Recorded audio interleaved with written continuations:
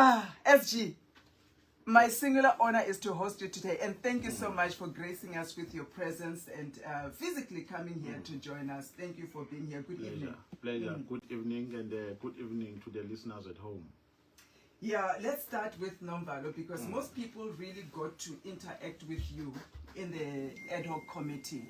Yes, you've been doing parliamentary work in your portfolio committee, but you became very prominent and very vocal, and people then started to hear and see this voice who just occupied our space in, you know, in the political arena of South Africa. But where did Nomvalo start in his political career? We know you're from KZN, but how did you arrive here?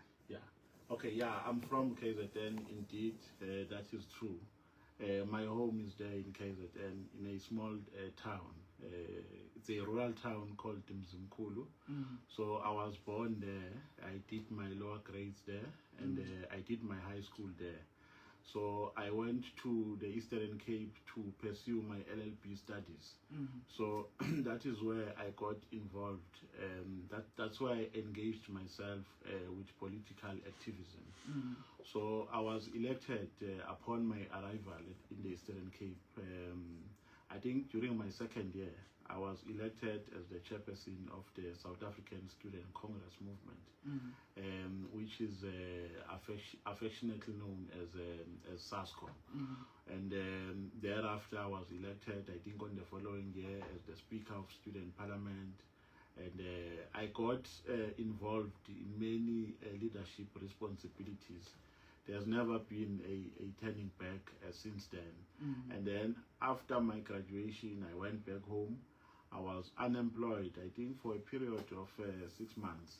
So when I arrived at home, I became active in the ANC Youth League, which is a youth wing of the ANC. So I was elected as the branch chairperson of the ANC Youth League. And then on the following year, I was elected as the sub-regional chairperson of the ANC Youth League. From there, I went to the PEC, the Provincial Executive Committee of the ANC Youth League. After that, I became the spokesperson of the province, and then went back home again to be elected as the branch chairperson of the ANC now, which is the mother body, because the Youth League is a youth wing of the ANC, and then the ANC being a mother body. So it's an elevation of some sort, even though you are the chair at a branch level, but now you are the chair of the mother body, not of the Youth League. So that is the long and short of my political activism. So since my younger age, I've been involved in various leadership responsibilities. Because even in high school, by the way, I was involved in what was called the LRC. I think it means Learners Representative Council. That's how they called it at a high school level. Because where I come from, COSAS is not visible even now. So it was impossible for us to be active in COSAS because there was no structure of COSAS that was busy with recruitment and mobilization. So we only knew COSAS from TV. It was never part of our political activism.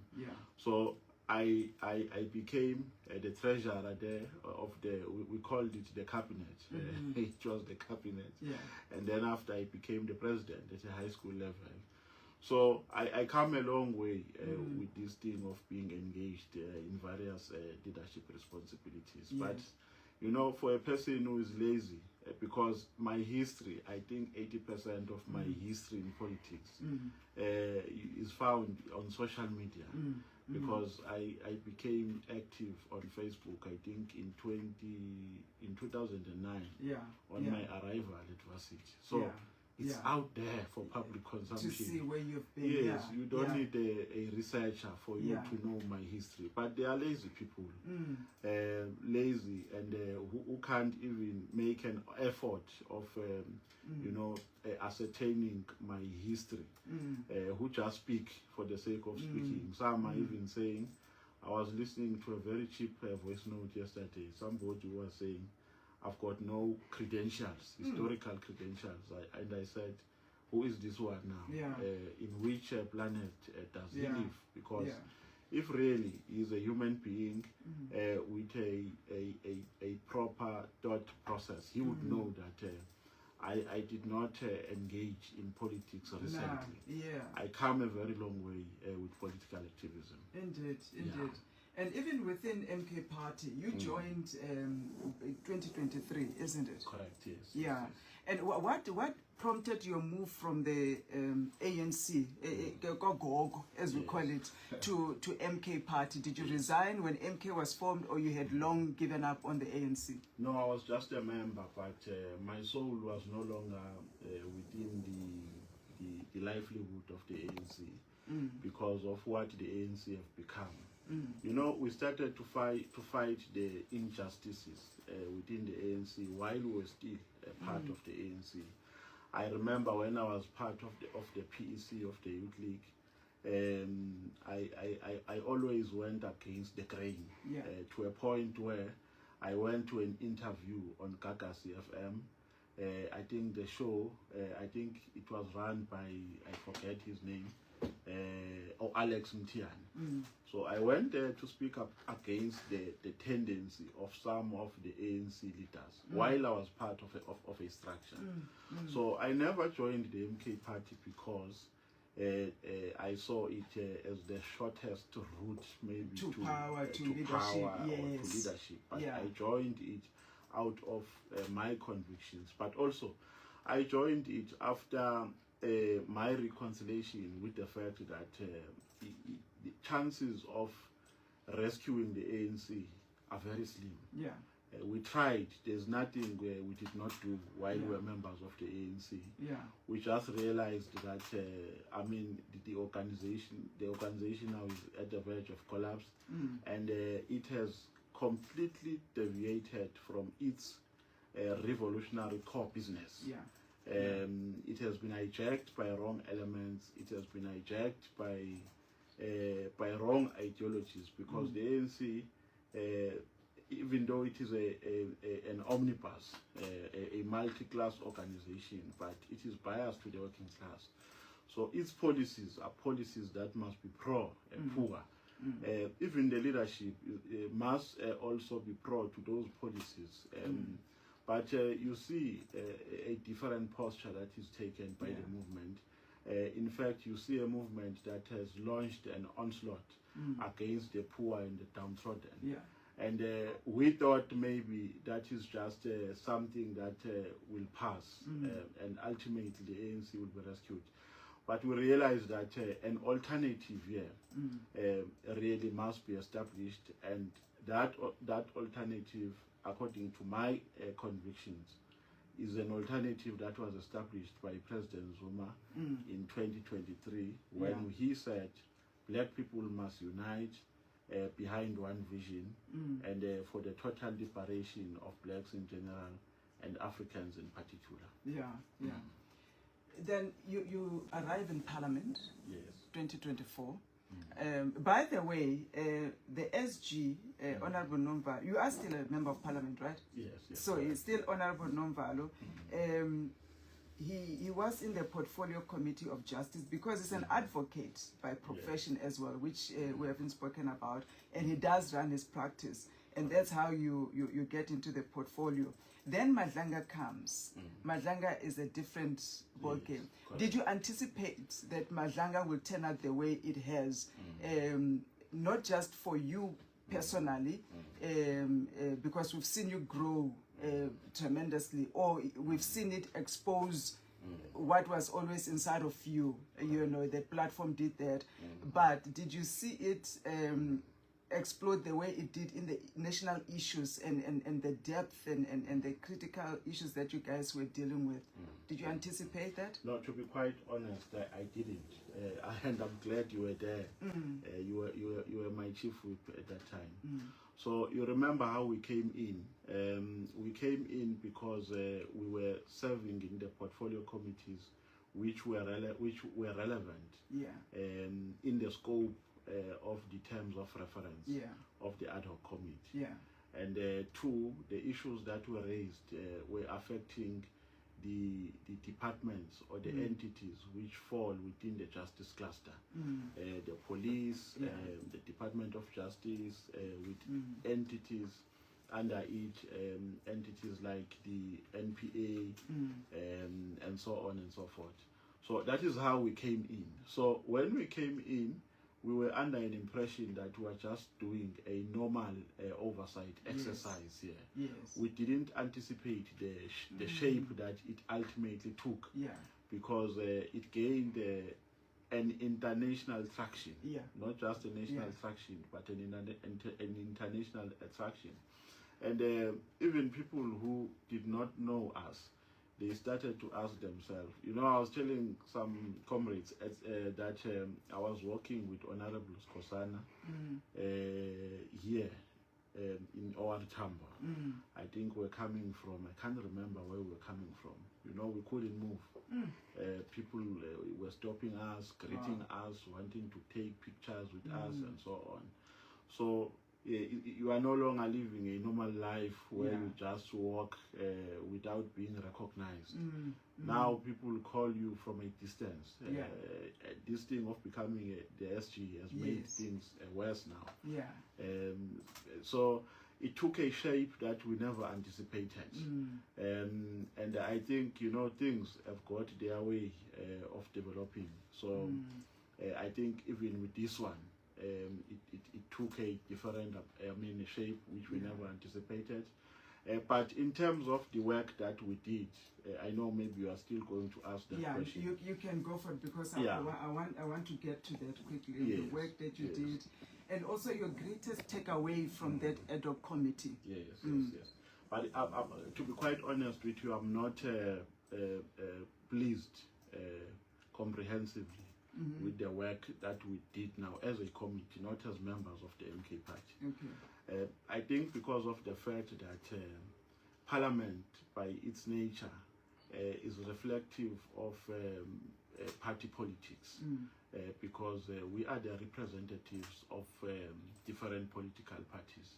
And sometimes political interest triumph the interest of the country. So sometimes we become so protective of our parties, even at the expense of our national interests.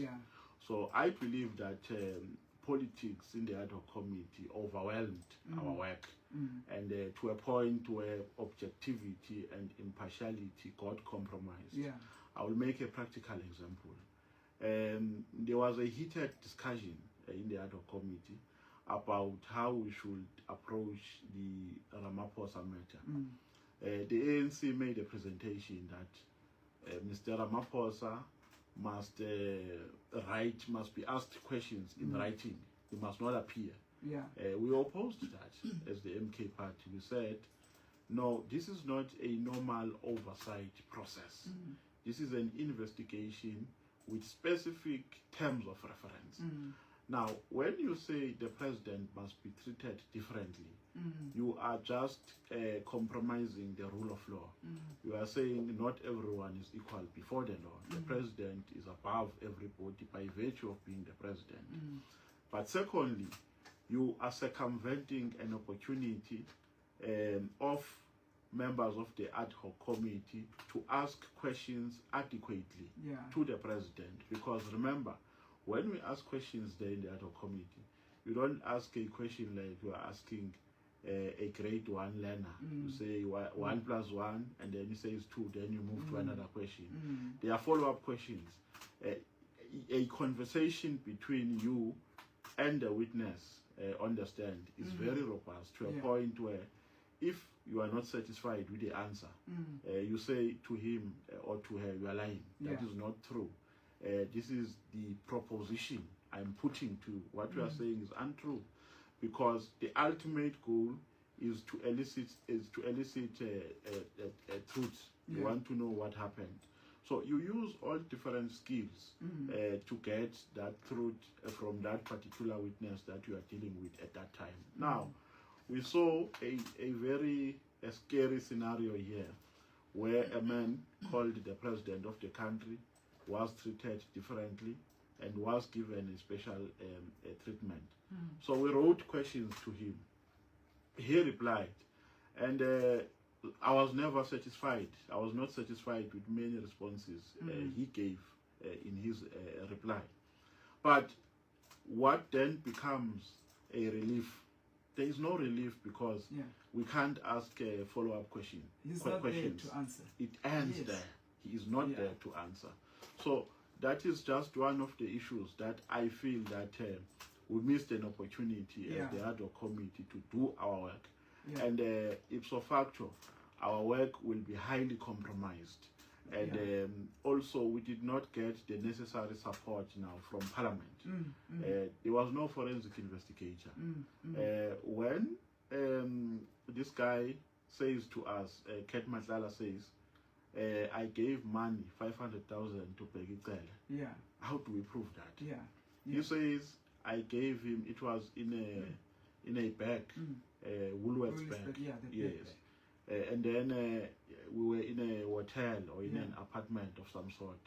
So how do we then prove that? Because if you want to make a finding in that aspect or in that regard, you need to take your investigation further so that you make a well-balanced and a well-informed finding. Because you can't just rely on what Matlala tells you and take it as is. You take it further by testing it, by using different methodologies, and including by going to a footage of that hotel and see if indeed there was a meeting of some sort, what was he carrying by his hands, and so on and so forth. Then you make a determination. But because we had limited resources, we couldn't take our investigation to that extent.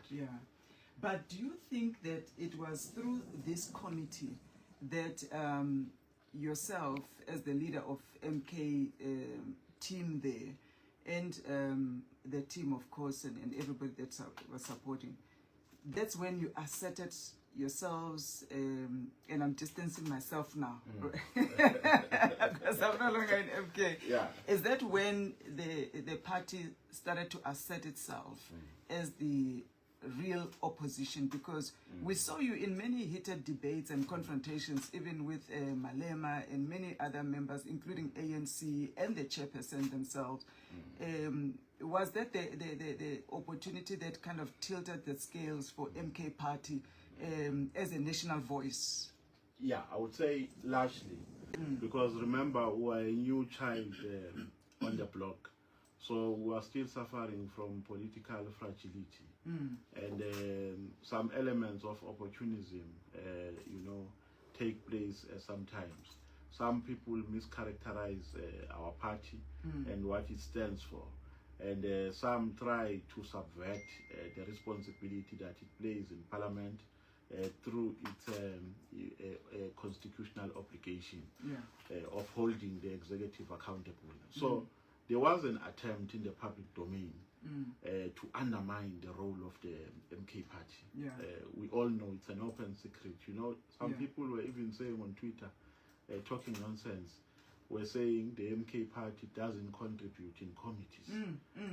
Some of our members keep quiet and so on and so forth. And I was saying, really, if South Africans believe in these lies, it means we've got a serious problem of intellectual capacity that has collapsed in this country, because our sessions are broadcast.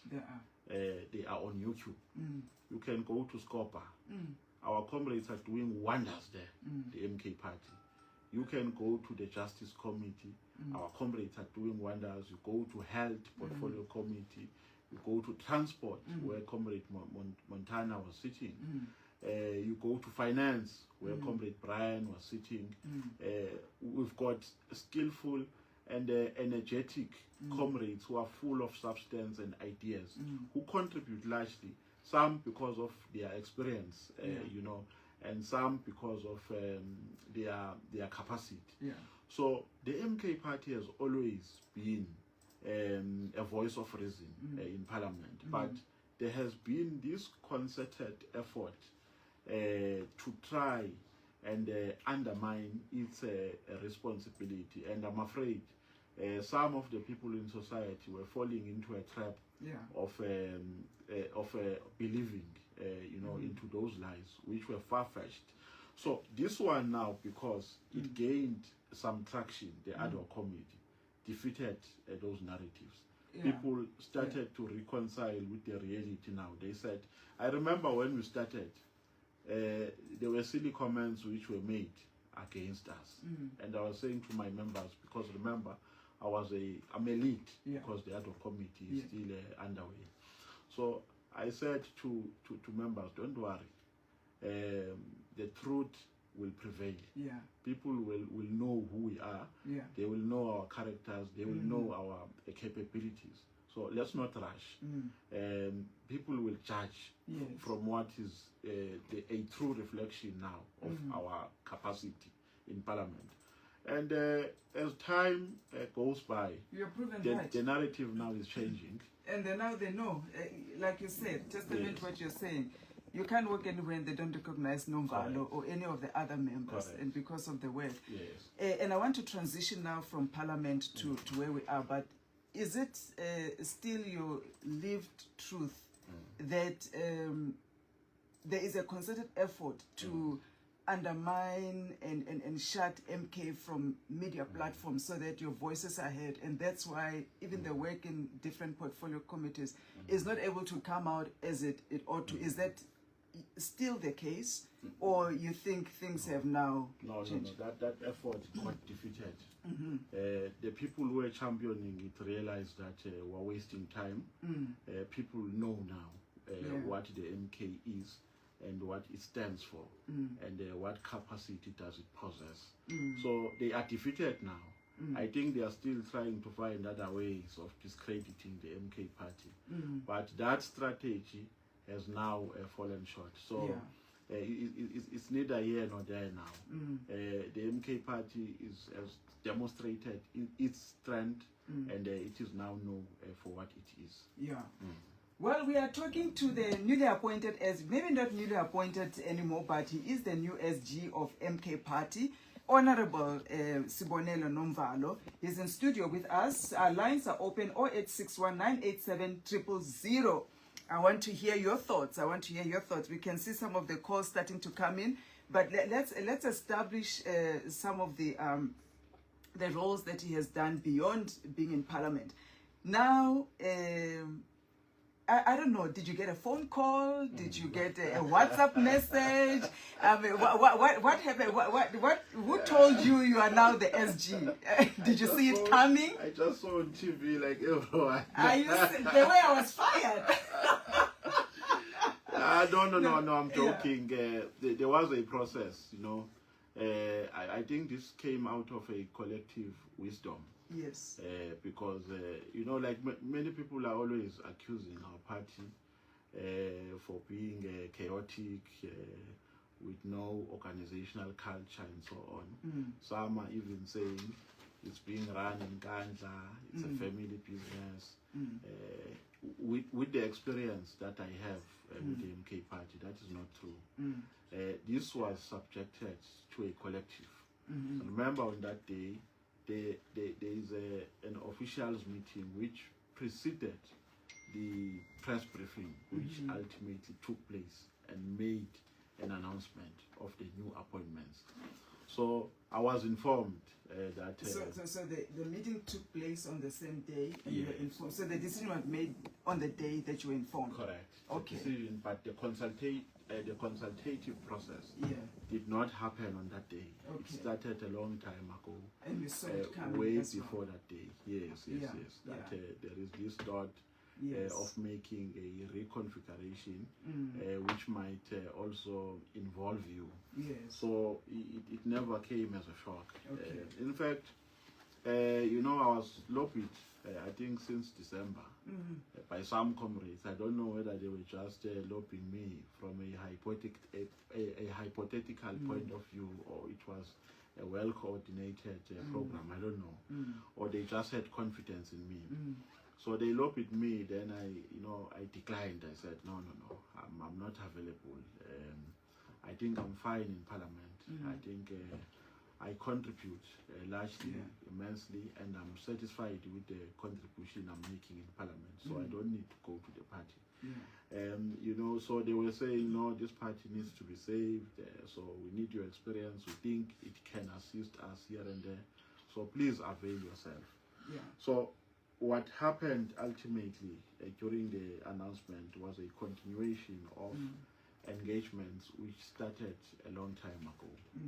And because you mentioned this, I was going to come later. This party needs to be saved. That's a very big and bold statement. Saved from what? From who? No, you save the party in many ways.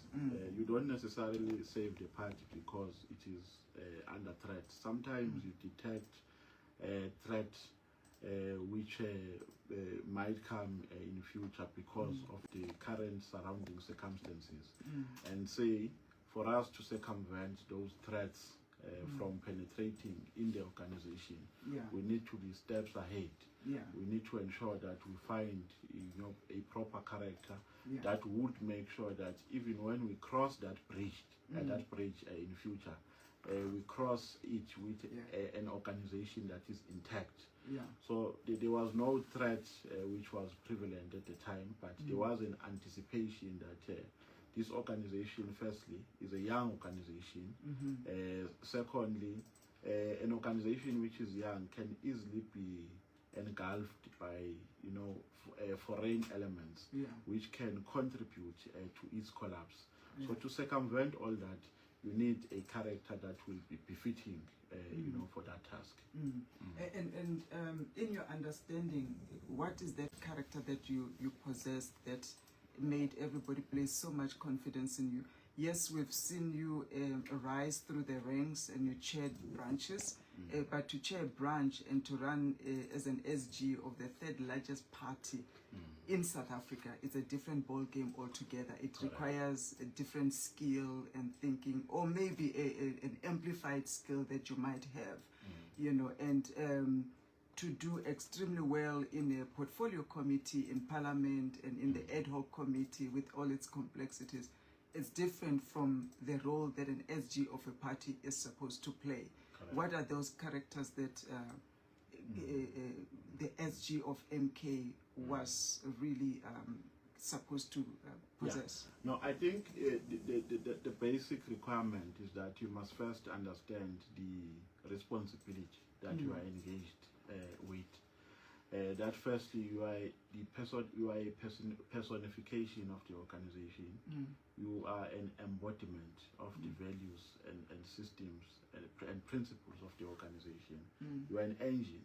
If that office is not functional, the whole organization dies. So the strength of the organization lies in that office. So you need to understand that as a basic requirement. But secondly, you must understand the task at hand, that the MK party has a very complex assignment. It must be unique from other parties which are currently there. Even its inception was unique. Even the inception. Just the rise to power was exactly. It grew at a grassroots level.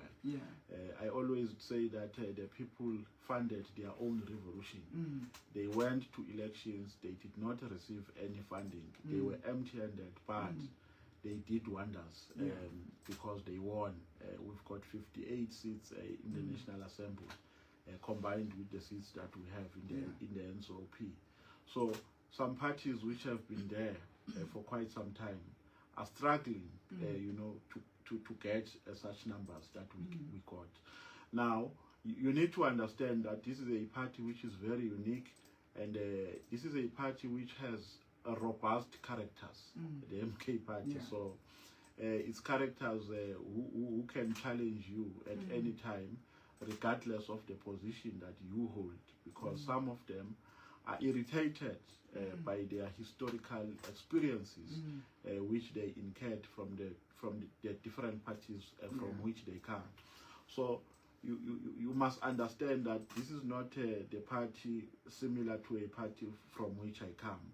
it's a completely new breed. It's a melting point for so many ideologies as well. Yes, and understand the character here that we've got the president with a completely different character, who's very accessible. So you must emulate him, which is not an easy thing to do. They accuse every day in Ganja. People are always queuing to see the old man. And we are also going to carry that burden by virtue of being a leader of the MK party, because they are used to that kind of modus operandi. So you can't come with a different culture and systems and say, no, you can't do this, because you are going to be perceived as somebody who is not accessible. Yes. So I'm saying, understanding the organization that you lead, which is what many comrades who have led before have failed to do. I always say that I have high regards for Comrade Floyd Shivambu, but I believe that his character was not relevant for the MK party. He has what it takes. He's good, he's eloquent, he knows he has some ideological understanding, but his character was not befitting for the members of the MK party. I think he perceived the MK party as an organization similar maybe to the EFF in terms of how they, relate with members of the organization. And what character is it that you possess, that you personify? As you said, you need to be that embodiment of the values and character of MK. What are those characters that you currently have, that as opposed to what perhaps the former SG Shivambu, as an example, didn't have? Accessibility. Accessibility, yeah, I think accessibility. You must be accessible as a leader. People must be able to talk to you without any fear of prejudice. And you must not always give an impression that by virtue of being a leader, you are superior. Because you are going to make people to be aloof. I mean, you are going to be aloof if you possess that character. And people will develop some negative attitude towards you. You must have an open door policy. Whenever people have problems, when you appear to them, they must see solutions. That's it. Because they see their leader coming in, and they know that by virtue of being present, their solutions are going to be solved. Look, we understood when Floyd came in as well, that his mandate from the leadership that was at the time was to institutionalize the party, build structures, and as far as put together the constitution, which is still in force even today. I know there's, I think there's an ongoing process for amendment, but largely it's still in force. What was the mandate given to you as the SG to say, this is what we want you to achieve for MK, and do you have any timelines as well pertaining to that? Yeah, I think let me start from where you started. Remember when Floyd came in, he came in after we convened a gathering which was called Hoover. Which was in Bela Bela. That gathering dissected our policy framework, and it took a particular policy position. And I remember that we said in terms of our ideological character, we are a pan-Africanist movement, and we also, adopted the constitution. What was left after that policy conference to happen is that those policies were supposed to be cascaded to our lower structures, and then for consultative purposes, and thereafter we adopt them as our conclusive policy position. Now, when Floyd came in as though nothing has ever happened. He came in and under an impression that he's starting everything from scratch, which was not true. That is why at some point there was an argument between him and some members. I'm not going to get into details. Some members with some institutional memory who were saying, no, this is the position what you are telling us is not true, and it ended the way it ended. Yeah. So I'm saying, yeah, there is some work which has been done already. That is why I get angry at people who say the MK party does not have policies. We do have policies. We just because policies should not be stagnant. They are living documents. From time to time, they must be reviewed and changed where necessary, because politics are not stagnant.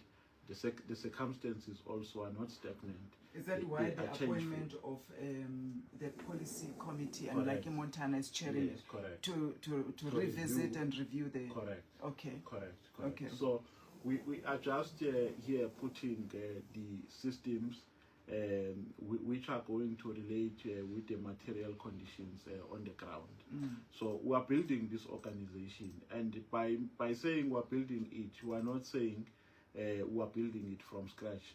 There is something which has already been done, and we are taking it from there. And your specific mandate and priorities, I still want to come back to that. What will be your focus when you leave office at some point, whether now, second term, or whenever, you would have achieved? That's what you agreed with the leadership to say, this is important for us at this time. Okay. What we want to achieve is a development of internal and external policies. When I say internal, I mean those policies that are regulating our administrative framework, like your HR policies and so on and so forth. And also external policies which talk now to service delivery, our policy on education, our policy on land, and so on and so forth.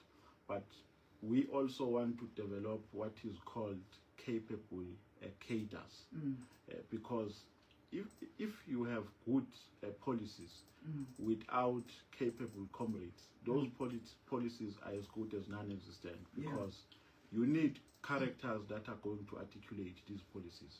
You need characters that are going to fight for the implementation of these policies. And those characters can only be capable characters which understand the complexity of the assignment at hand.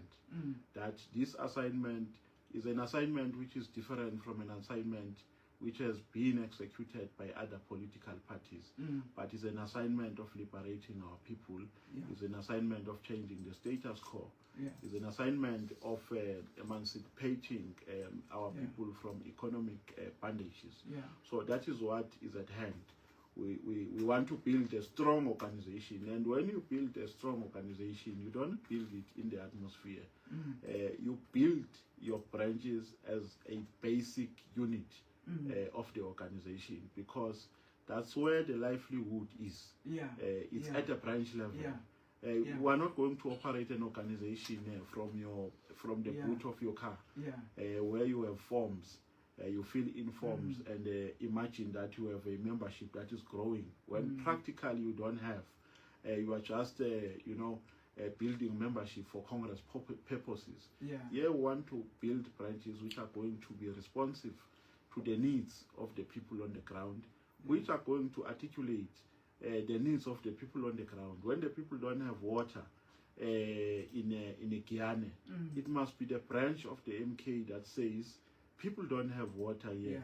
Let's go to the municipality and demand water for our people. When the people don't have houses in Kaelicha, it must be a branch of the MK party that marches to the offices of the municipality and demand proper houses that are going to restore the dignity of black people. Let me remind our listeners, we are still talking to the SG of MK Party. I can see callers. I will come to you. We just have to establish the base with the SG, and we're going to take all the calls. So stay online, stay with us. And 0861 987 000 is the line where you can reach us. And SG, is disbanding the structures, as we've seen you do, part of this establishment of a strong internal and external organization? Is it part of your drive towards building strong branches and formulating policies that everybody, capable leaders, will align to. Is that a strategy, or is that a let's demolish and restart? Where do we place it? It's a strategy which is informed by a desire to oil a very intact and strong election machinery. Remember when the announcement was made in December 2023, we were left with 5 months before elections, before 2024 elections. Now, the focus was divided, the focus of the MK party. There was a responsibility at hand, a responsibility of building this organization. Also, there was a responsibility of contesting the elections, because remember, we wanted to win with 2/3 majority. So it was difficult to strike a balance. But what was our priority, because of the pressure that we were under, was to win elections. That was our priority. Now, to a certain extent, we did not have much time to focus on the agenda of building proper structures of the organization. Then we did very well because we got the percentage that we got. But we're then left with a task now of building these proper structures. So because you know, when you are building an organization, you apply different methodology, different modalities. And if you realize that this modality does not work, then you explore another modality with a motive of trying to find an amicable solution. Now, the modality that we explored as the MK party is a modality of appointing structures. I think our president has always been emphatic on that we will not go to conferences anytime soon, because we need to find our footing, we need to understand who we are, and we need to know who is who in the zoo. And I think that is a valid call. But we realized that that process, to a certain extent, can be compromised by some uncontrollable factional desires and by abuse of power. Some people would, nominate, appoint people on the basis of proximity, and because they are proxies, even if they don't have what it takes, you just appoint a clown because he can sing about you day and night, and you give that clown a very complex task. The next thing he does not understand what he must do. He doesn't know whether he's coming or going. He doesn't do anything except bragging about being the chair or the secretary and so on. So I'm not saying that is what is happening, but I'm saying that is a possible scenario if you apply this modality that we explored as the MK party. Then we realized that this is not working. If anything, it opens a room for political maneuvering. It opens a room for abuse of power. Maybe now and there is an outcry generally within the ranks of the organization about some structures which are there, which were put in place. And we said we can't go to elections under these circumstances. Some paradigm shift must be enforced for the best interest of the organization. And we said, now let's try a different methodology. And I think a word disbandment is a bit harsh. We are making a reconfiguration, because when you disband, you just disband, but when you reconfigure, you can bring back a person who was part of the initial structure if the membership, the general membership, is still happy with that person.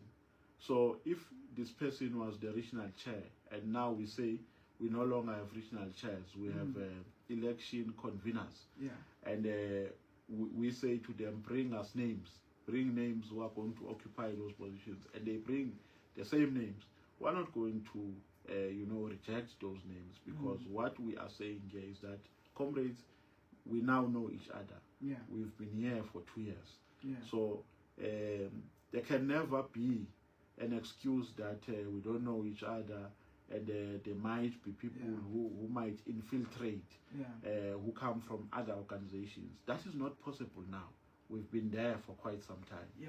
So we are actually trying to develop here a methodology which is going to give us what is a reflection of what our members desire on the ground. Yeah. And we've heard you talk about, in fact, you made a statement. You said only politically lazy observers call MK a KZN only movement. Correct. Pointing to representation in, you're saying your MKs in Gauteng, in Eastern Cape, Northwest, and Mpumalanga. I think we've seen Mpumalanga with about 9 seats after the local election. I think we can talk of representation there. But other provinces, well, Gauteng, there is representation as well in terms of the numbers that you have in the thing. Other provinces, what are we? We need to analyze other provinces within their current political context. For instance, the Eastern Cape is a stronghold of the ANC.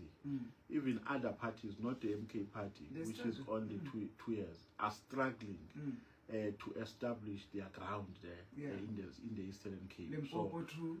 Limpopo also is a stronghold of the ANC. The Western Cape is a stronghold of the DA. But even though it is a stronghold of the, even though it is a stronghold of the DA, we managed to win a ward there in the Western Cape, as young as we are during the by-elections. So this party is everywhere. We've got a national footing. We are in Mpumalanga. We are here. I attended a program here last week here in Joburg. The hall was fully packed. So we cannot have such a magnitude. We can't have such numbers if we are a party which is based in KZN. We did not pass anyone from KZN on that day. The hall was packed by members of the MK party here in Gauteng. This is just a narrative which is being spread across by haters of the MK party, by people who have some chest pains because we defeated them during the elections, and we're still going to defeat them more.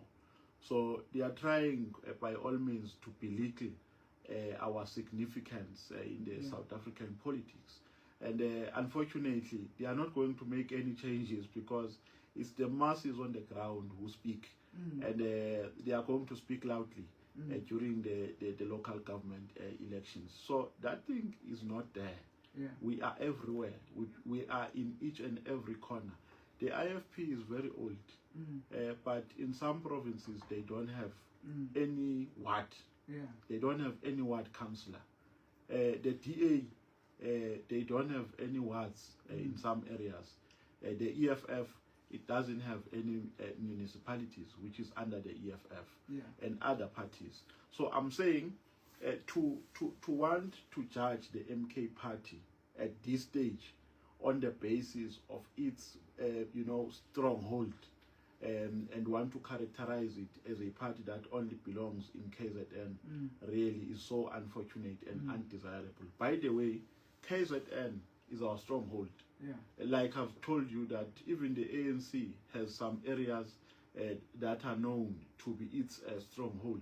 Like I told you that the Eastern Cape is a stronghold of the ANC, but you can't say the Eastern Cape, the ANC is the Eastern Cape based organization, because it has a stronghold in the Eastern Cape.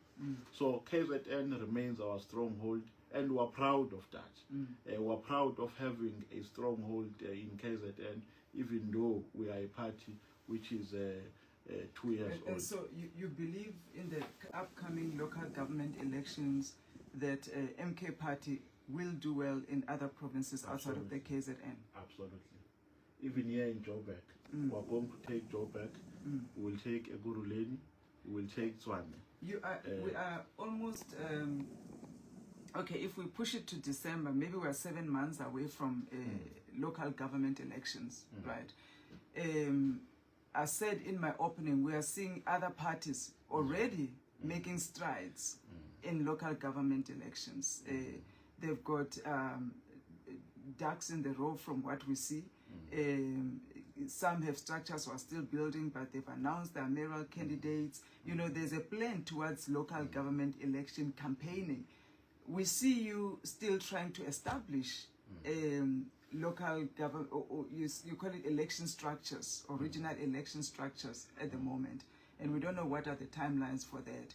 Then you must be able to look into those that are fit for purpose, for your purpose, for councillors, and those that you can push forward as mayors. When do they get time to campaign? When do you anticipate you are actually going to hit the ground and say, here is the city of Johannesburg, this is who the party is putting forward, perhaps as a mayoral candidate, and some of the councillors, because those are also, of course, determined by IEC determination in terms of registering them. Where are we in that? No, we are moving with our own pace. Our operations are not going to be dictated to by what other parties are doing, because we know what we're doing, and we want to apply a meticulous approach. We don't want to do things haphazardly. For as long as we are still in line with the schedule of the IEC, for as long as we don't miss the deadlines, we believe that we are still on the right track. The MK party is going to contest in all the wards in South Africa, nationally. Okay. And we are going to win many municipalities in KZN, here in Gauteng, in Mpumalanga as well, and in other provinces. So we will work. So your strong focus will be those three, and then others. Yeah, we are focusing everywhere. Okay. But I'm saying where we have more confidence is in those provinces. Okay. Because when you go to elections, you go with a reality at the back of your head. You know that here I've got some, strongholds. There I've got some shortcomings. So it means I need to restructure my strategies in order for me to be able to turn, the tables around. So I'm saying to you, in terms of our assessment, we know that our strongholds are here in Gauteng, Mpumalanga, and KZN. But it doesn't mean that we are not going to put effort in other provinces. The aim here is to win all the municipalities in South Africa, so that we can liberate the people of South Africa, our people. Because all the parties which are currently in power are doing absolutely nothing to liberate the people of South Africa. Yeah. And I'm racing a bit because I really want you to have time to engage with the listeners as well. The Progressive Caucus, does it exist? It does exist.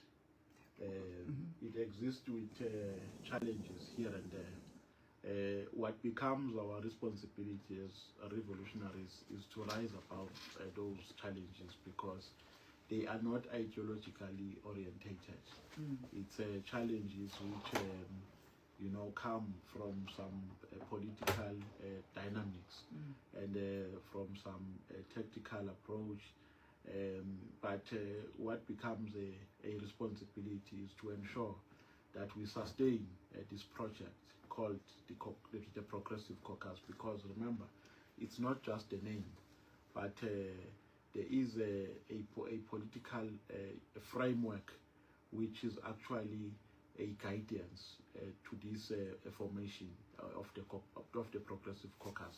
Remember, there's a progressive charter which defines the aims and objectives that must be pursued by parties which are part of the Progressive Caucus.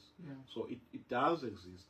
It has challenges here and there, and those challenges are precipitated by the fact that at the end of the day, we are political parties. When we're in Parliament, after Parliament, we go back to our political parties. We speak in a manner which is at the best interest of our parties respectively. And at times, that compromises the work of the Progressive Caucus that we laid in Parliament.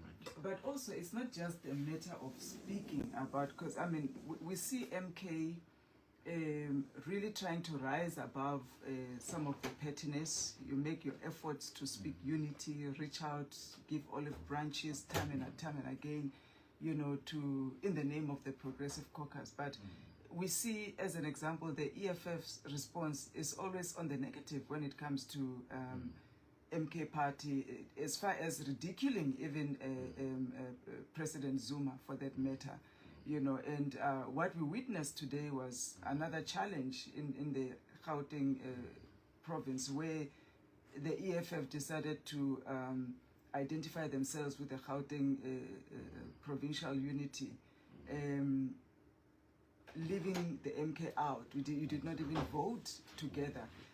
We're asking ourselves, it's not a matter of you talk something different when you're with your party. They are demonstrating day in and day out that they are not are not interested per se in the Progressive Caucus. But maybe can I address the Gauteng issue? Yes, please go as ahead. well, because you also spoke about Yeah. it. Look, Panyaza held a media briefing today, and he said discussions with the MK party are ongoing. That is true. I had constant engagements with him yesterday, and also there is some delegation of the party which was here in Gauteng. I also had some constant engagements with the SG of the EFF, because our agreement is that even if here we take a particular posture here in Gauteng, it must never compromise the broader relationship that we have, but also it will never change a commitment which they have made in KZN to support the MK party by virtue of being the largest party. So that is the understanding that we have with the EFF, but we couldn't reach consensus, or we couldn't finalize our discussions with the ANC due to some outstanding issues. That is why the premier here was saying discussions with the MK party have not been finalized, because the concern that we dissected as the MK party is that in KZN we are the largest party, but we are not in power. Here in Gauteng, we continue to support the ANC on a blank check. So what does that practically mean? It means our comrades are being suffocated in KZN while we are mingling with the ANC here in Gauteng. We are a unitary organization. We are not a federation of provinces. Discussions must be, centered and must emanate from one point of direction. We must not, operate as though we come from different parties, whereas we take a mandate from one center. So we then said, we issued an instruction to our caucus here in Gauteng to say we must not vote with the ANC, even though, for the budget, even though we sympathized with Panyaza's stance, which he espoused here in Gauteng, because against the will of his leadership to work with the DA, he took a different posture. He said, I will never work with these people because they think they have some white privilege. So I'm going to establish my own government here out of my own convictions. So we sympathize with that stance because it's a reflection of defiance against the establishment, which should be the case. But because we are leading a party here, we are also accountable to our constituency. We must strike a balance. We must consider KZN while we discuss about Gauteng, and not discuss about Gauteng in isolation. You know, the stance that you're talking about, and you're an SG now, if in future a province or a municipality defies the party and your instructions and goes ahead and forms a coalition, because coalitions are real, and I'm sure you'll face them going into the local government election. And would you encourage that, where a municipality with its own regional chair would stage a defiance and they don't agree with you and they don't follow party line? Because you seem to support Panyaza here, you know, against what his party line says. No, but the question is, did he defy a party line or he defied Mbalula? Because Mbalula is obsessed with the National Conference of the Either ANC. way, he's the leadership. So he views Panyaza as a threat. So he's always, trying to outmaneuver Panyaza in so many ways because, well, I've got no interest in their party issues. But I'm saying the reality here in Gauteng is that Mbalula is using the national conference, the incoming national conference of the ANC, as his tools of... Would you not fire that regional chair if they defied you? No, but I'm saying there's a difference between a party line and Mbalula's line. And Mbalula's line has been informed by a desire... SG is... No, thanks. I think Matunjwa is talking about the possibility of rigging elections. Remember, we have a court case, and our strong feeling is that there was no fairness in the 2024 government elections. And, some of these votes were stolen on a daylight. We're not being creative and innovative when we say these votes were stolen. It's just that we challenge the election process, being cognizant and having some reservations about how our judicial system has been compromised.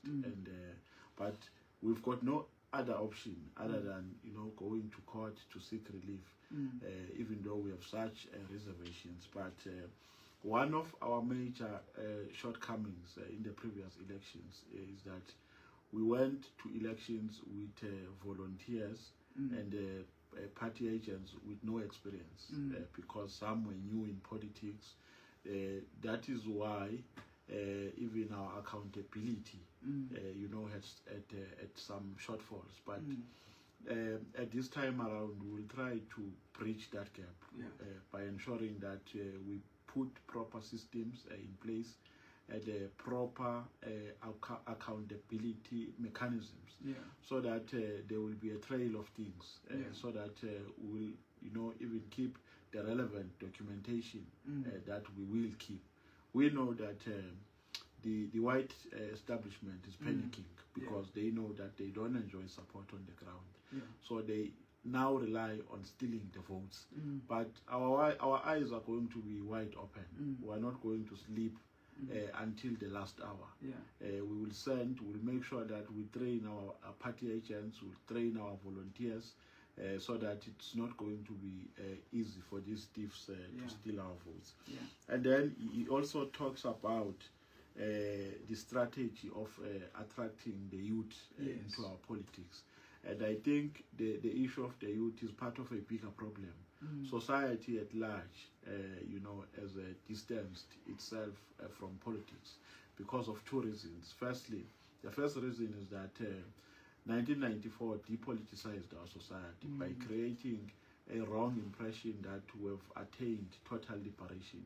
So people, placed themselves in a comfort zone because they thought we've now achieved everything. There is no need to pursue the struggle.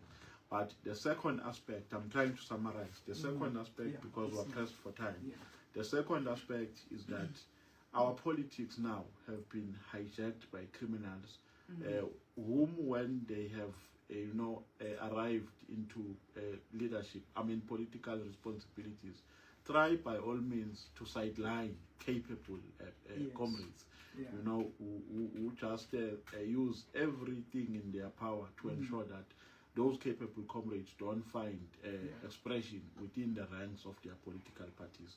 The result of which capacity gets highly compromised, and the youth in particular loses interest because politics have been reduced to an entity of deployment, to an entity of attaining employment and of getting tenders and so on and so forth. So we need to correct politics here and make politics to be everybody's business in South Africa, because we'll never change this country while the majority of our people are outside the mainstream of politics. So, and then the other issue, this guy, I think, what's his name? He talks about a cult. He said the MK party is a cult. I mean, that is a naked statement. He does not even put substance. I'm not sure if he's sober where he is now, because I'm not sure the way he was speaking. But there is no such a thing. Bring evidence. If you are saying the MK party is a cult, we are members of the MK party. We know it better than him. We know there is no cult. There are systems here. There are structures which are being consulted before decisions are taken. The question of continuity, and I'm going to latch on to that as well, and sustainability is very big in the minds of South Africans. You know, we do know that as much as there is an effort, and we can appreciate the effort to make the party into an organizational institution with processes, as you're putting together now, systems and policies that run. Everything is still largely centralized decision-making around the president. How do you see that, God forbid, life happens to all of us, whether you are incapacitated by, you know, anything, whether it's death or accident or whatever happens to the president, how will the party take shape in terms of continuity? Now, remember when we started, Colin, there were no structures in the MK party.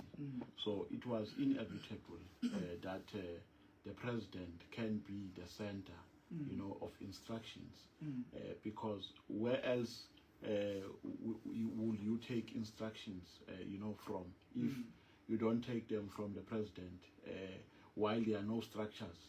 So what becomes a responsibility is that we must build an organization with a life of its own, so that it can be able to rely on its systems for its existence. This party is still growing. The founder of this party is President Zuma. You can't take away, I mean, that reality.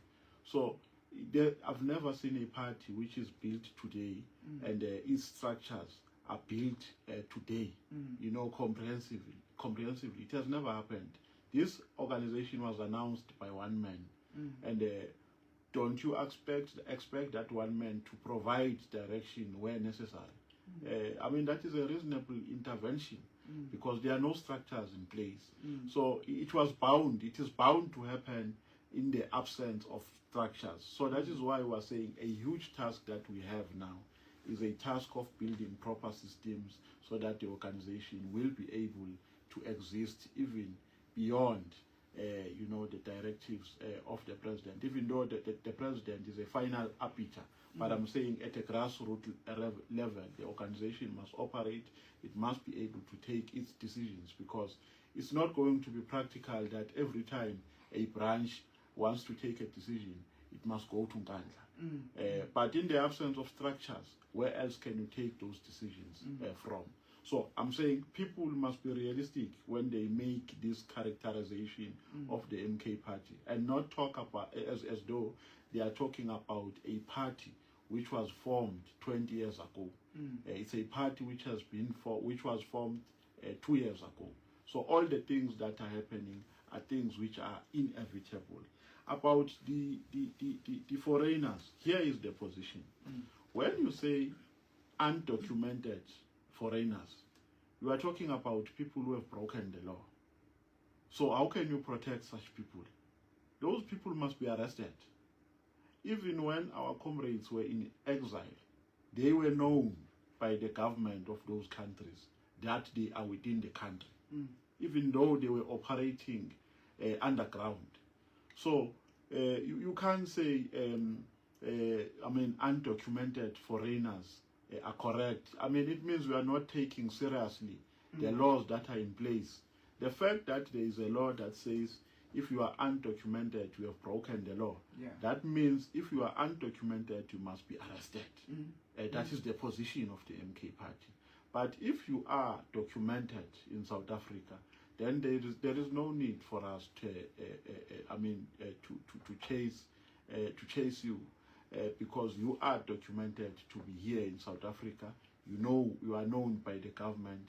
It's the law that allows you to be here. But with regards to job opportunities, the first preference must be given to South Africans, because you can't give the first preference to a foreigner while there are prevalent, catastrophic socio-economic, socio-economic conditions which are currently engulfing our people, and you want to prioritize a foreign national, even if the foreign national is documented, but he must never be given, special recognition when it comes to job opportunities. Yeah. It must be given to a South African. So that is a summary of our position. I was going to expand if we had time, but we don't have time. Yeah, we're trying to push it a little bit, so yeah. we're going to give I just have to apologize to our guests that we're going to take for the last half an hour, because I think there's still one or two things that we need to unpack around MK, and there's a question as well. The advent of small parties, minority parties, we've seen it and the impact thereof in 2024 national elections. And to an extent where we are sitting now with about 500 parties in the IEC database, and I think it could be growing by the day. What is the position of the MK party in consolidating or working together with other parties?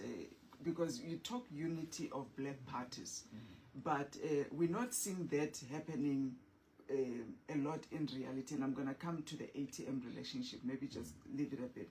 But I'm talking about all these other regional parties and maybe provincial parties that are all over the place. Is there a concerted effort to bring all those, of course, who might align to the progressive ideologies and political economy and all of that, and bring them together under one roof? Yeah, there is a concerted effort. I remember, I think it was Advocate Dalimpofu, I can't remember, who was narrating the story of how the MK came about when he was talking. I'm not sure if it was Comrade Pofu or it was, it was another comrade. They were saying President Zuma initiated this thing, and he invited other parties to a meeting. The UDM was part of that meeting. The ATM was part of that meeting. I can't remember other parties which were also part of that meeting. The EFF was part as well. But all the parties which were there were black parties.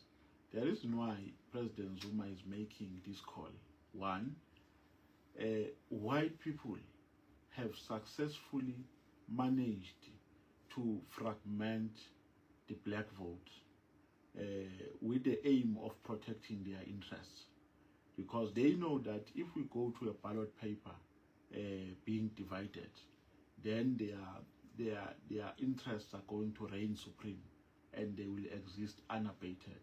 So the only option they have is to divide our votes.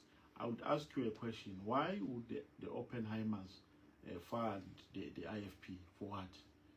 For whose interest? It's because they are securing their business interest, and it's because they are on a mission of fragmenting the black votes.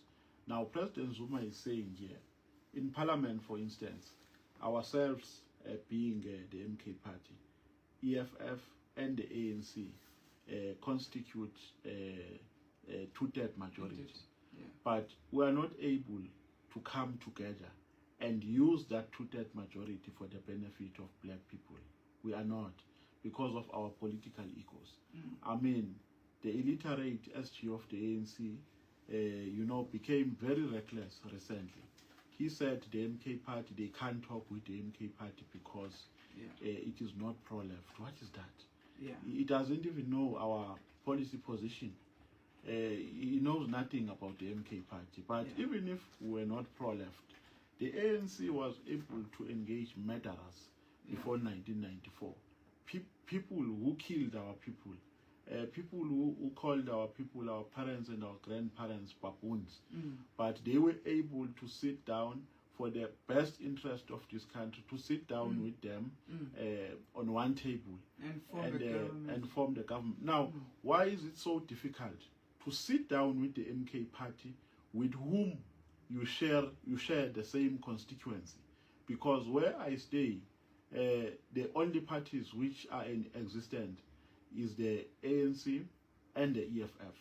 We share the same constituencies, which suffer from the same plight, which have the same service delivery problems. So why are you not swallowing your ego for the sake of those constituencies? Because the ideology of the ANC identifies for them who the motive forces are. If he knows the ideology of the ANC, unless he doesn't know it. So you become worried when a person of a national leadership speaks in a manner in which Mbalula decided to speak. Do you think is it your view that the only hindrance to MK ANC coming together is President Cyril Ramaphosa? Outside of him, can you unite with the ANC? No, Cyril is not the only hindrance. The outcomes were predetermined to achieve a particular purpose. I will make a practical example. In KZN, the IFP is funded by the Oppenheimers. That is an open secret. They declare they are but those are forces brought in by. Yes. I'm going to a particular point. And then the ANC, Ramaphosa, the president of the ANC, is an ice boy of these guys, the Oppenheimers and others, and the Ruperts. And you've got the DA, which is a pure white establishment organization. So these parties, their terms are dictated to by their funders. Whether we like it or not, I was telling comrades that we will never break the unity of these three parties because it's not them who instructed them to work together. It's not their leadership, respectively. It's their funders who said, and the manner in which the outcomes are, they are favorable to the interest of their funders. The MK party, us combined with the EFF, we don't make 50+1 there in KZN. I think we are 49. And then if we add the NFP, we're 39. We've got 39 seats. Then if we add the NFP, we're going to have 40. So this thing was done deliberately to enable the possibility of uniting these three organizations for the interest of the white establishment. I want to go back to my question around the unity of Black Party. You spoke about those that possibly are in Parliament now, but there is a whole lot of other parties outside of Parliament. Is there an effort from MK Party to talk unity with them and try to consolidate? We've seen other parties, I know you don't take script from what other parties are doing, but there is consolidations here and there happening. What is your plan or efforts in trying to practice or actionalize what you are talking about when you say Black unity, Pan-Africanism, the progressive forces? No, actually, we are in engagement with even parties which are not in Parliament. There is a civil organization, I forget their name. I think its president is Ngubane. We've got some level of understanding with them. They are not in Parliament because our obsession here is not with positions in Parliament or in government, but the obsession is an obsession of uniting Black people behind one vision. So we are in engagements with them, and when President Zuma is making this call, he doesn't say, it does not categorize, it doesn't say we only want parties which are in Parliament. He says Black parties must unite. The time for us to unite has come for the best interest of our people. The question around the ATM, I know that there's an agreement already and a partnership already working together. Are we going to see two parties on the ballot paper, or it's going to be a one party? No. Well, I don't know. I'm just a new child on the block. So those are discussions which were coordinated at a leadership level. So I don't have the nitty-gritties. But what I know is that the ATM is a good partner to the MK party. Even in Parliament, we have a very cordial relationship. We work very well with the ATM. We have never even, insulted each other, even on the podium, even when we are under pressure, So there's never been an instance where we choose to defy each other. We've always been joining our hands behind one vision. So as to then what will happen in moving forward, I think we can leave that to other engagements that we are going to have with the ATM. No, I'm saying that can never be an excuse for breaking the law, because if you are undocumented, you have broken the law. That is simple. But I just want to talk about what happened in East London. There we saw some members of society protesting, and I was very worried when I saw some political parties condemning that behavior, which was displayed by some members of society there. And my worry came from the fact that the responsibility to marshal society to a particular direction lies with the political parties. And when there's an absence of political leadership, the masses are going to lead themselves. And when they lead themselves, anarchy is inevitable. So we can't blame those people who were there, who were protesting, because they were protesting for a good cause. It means we will wake up here in this country in the morning with the news that there's a new president who has just decided to put himself as the president of the country. If we allow that behavior of that a king there who has been put by foreigners, who is imagining to be a king, and the people, because there is an absence of leadership, decided to lead themselves. So in the first place, we were supposed to be there. We were supposed to have initiated a protest if there was a need of a protest. But we were supposed, as the political parties, to be the first ones to say, this is not right, not in our country and not under our watch. No, certainly. Even the leadership of the province, they should have done something. But I think what is worrying for myself and even for other listeners who've been discussing this March and what has happened, and we support their cause of what we understood is their cause. But it's fast turning out as well. It's becoming an ethnic thing again, where we are hearing amashangane esukendleleni, where people are being beaten up because they can't speak proper Zulu, and there's purity tests that are happening, and so it is worrying that and all this. Most of the members that we saw there, they come from different parties, whether it's Action SA or PA. Those are not Shangans, they are not Zulus, they are Tswanas, some of them maybe even colored.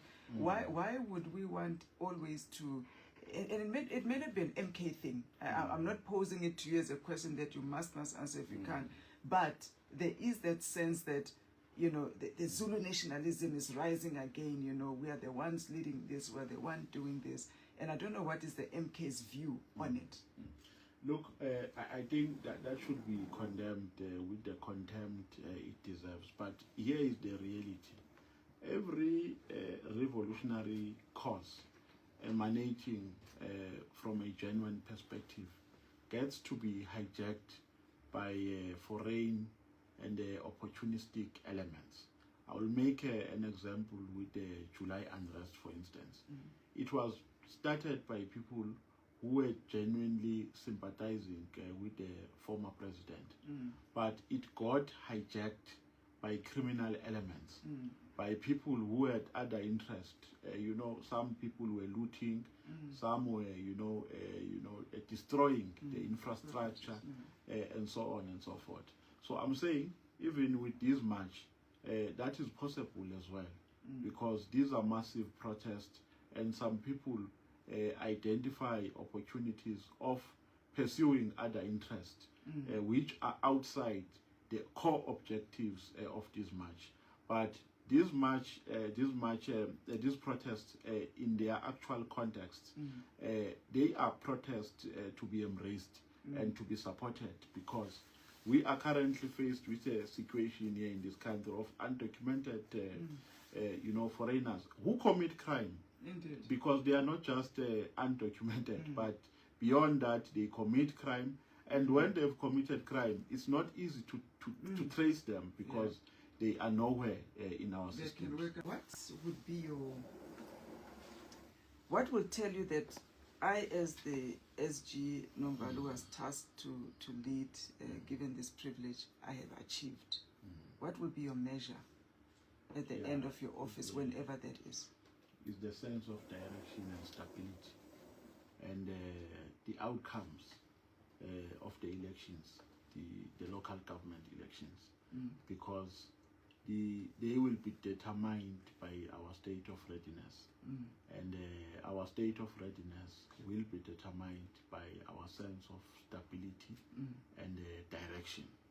So I believe that if we continue with the pace that we've currently adopted, we will rise from one strength to another.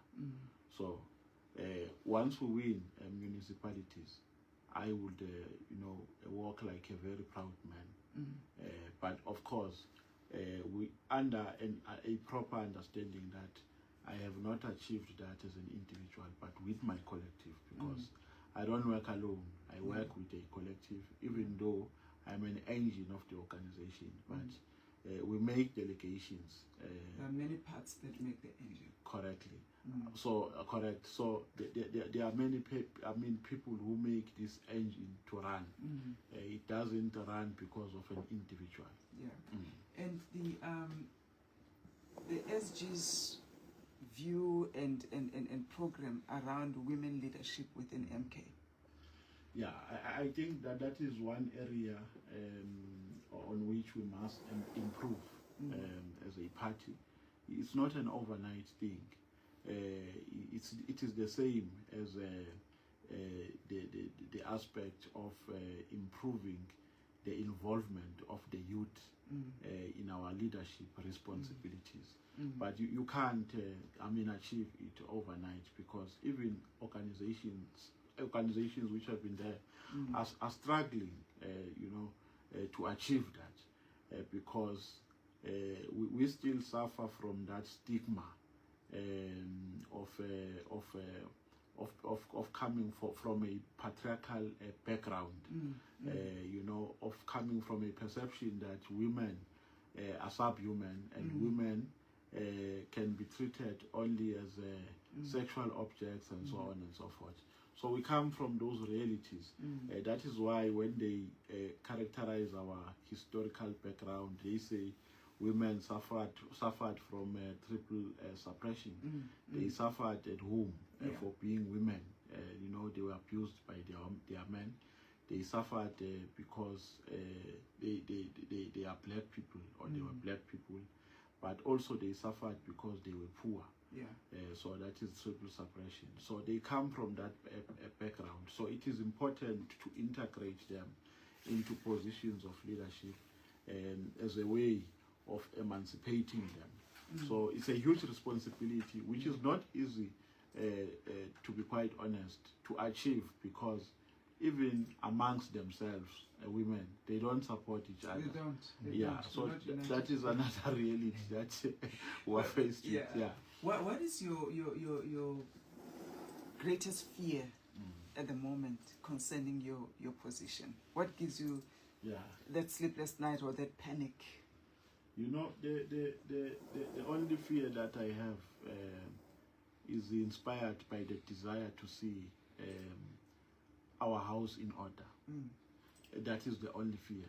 I hear people talking about me being removed. I don't care about that. Even if I'm removed, I can sleep a very peaceful night at night, because that would not mean I've got nothing to do. My firm is still running, very busy. Yeah. So I can go back to my firm and, you know, continue with my responsibilities. But I'm a perfectionist. When I'm given a task, I execute it, and I put all the effort to ensure that I can attest to that. Yes, I've yes. seen that. You throw everything yeah, that you have. I throw everything. I would also like you to then give us your parting shots in terms of why people should consider MK Party in the upcoming local government elections. Okay. No, look, we're no longer moved by this characterization of people who call us a cult, because it is informed by ignorance. Like I've said, it's people who don't know this party, and they've never taken their time to study how our party operates. So we're just focused here. We're focusing on the work at hand, and the work that we have at hand is a work of enhancing our systems, and is the work of preaching the gospel of the MK Party, because we all have a responsibility to save this country, and the only way we can save this country is by voting the MK Party, but not only voting for the MK Party, but by joining it, so that you can influence. And if you believe that it is currently not on the right track, you have a responsibility to join it and influence its direction. Yes, correct. Yeah. That's the SG of MK Party. Thank you so much.